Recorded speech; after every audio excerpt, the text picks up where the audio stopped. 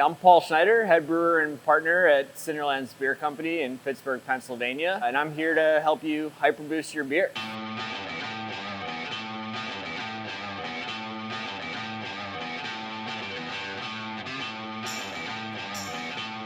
I'm a former high school history teacher and soccer coach turned brewer. I started my career like a lot of folks did who ended up in the brewing industry, and it was in my kitchen and on my front porch, homebrewing with my best friend. And that love of beer was sparked during my time in Chicago, and spent a lot of time at the Goose Island brewpub and getting around to some of those early openings back in like the 2010 to 2012 era. So we're talking Half Acre and Haymarket and Revolution. These places were getting up and running, and we were finding our love for beer.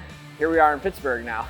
So I saw the opportunity here to make something really meaningful to our city that was hospitality driven. We're about 7 years in with Cinderlands, and we have 2 awesome brew pubs and a tap room out in the suburbs, as well as Cinderlands bar at PNC Park where the Pittsburgh Pirates play. We came together around a vision of a world-class modern brew pub for the city of Pittsburgh, built around our particular vision of hospitality principles first and foremost, then also balancing tradition and innovation in a way that reflected our city's journey and giving people that big third space that was sorely lacking here in this great city. Our original location in Lawrenceville opened as Cinderlands Beer Company. It was an 80-seat brew pub, and we have a 3.5 barrel electric brew house crammed into a tiny basement space. It's the size of a really cramped studio apartment, whereas here we have a 15 barrel brew house, steam powered, along with canning line, depalletizer,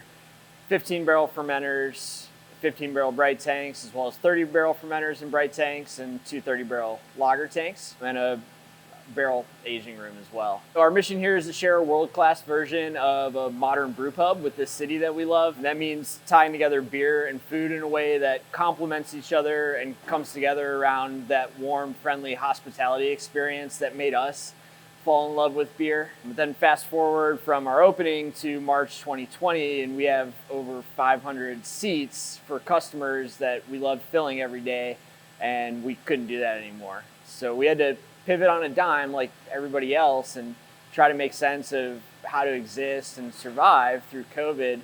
And that canning line that looked like it was maybe an overinvestment for a brew pub that was shooting for 1,500, maybe 1,800 barrels one day. Now it seemed like signing that purchase order back in 2018 was a really fortuitous decision.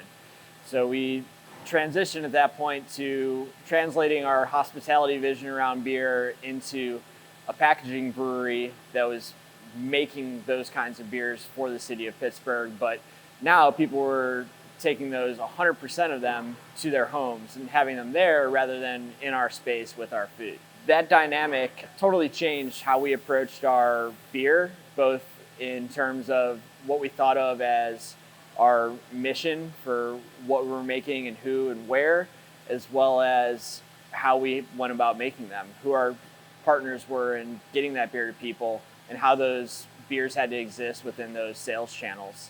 And that crucible of transforming from a brew pub into a packaging brewery and then coming back together as really both as we got out of COVID changed how we made our beer and fed into the dynamics that lead us to really value advanced hop products like HyperBoost. So we thought when we opened this place, we were gunning for 1,500 barrels. We'd be really happy to be at 1,500 barrels here that fit with all the metrics that made sense for us as a brew pub.